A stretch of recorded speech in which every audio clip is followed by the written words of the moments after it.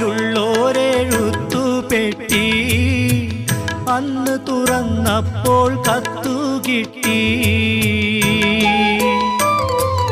N പ്രിയേ നീ നിന്റെ ഹൃദയം പൊട്ടി, എഴുതിയ കത്തു ഞാൻ കണ്ടു ഞെട്ടി.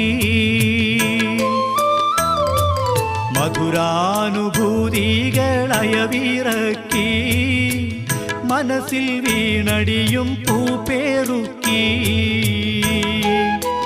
കരളിൻ ചുടുരക്തമഷിയിൽ മുക്കി, കത്തിൻ്റെ കതിർമാല കോർത്തൊരുക്കി.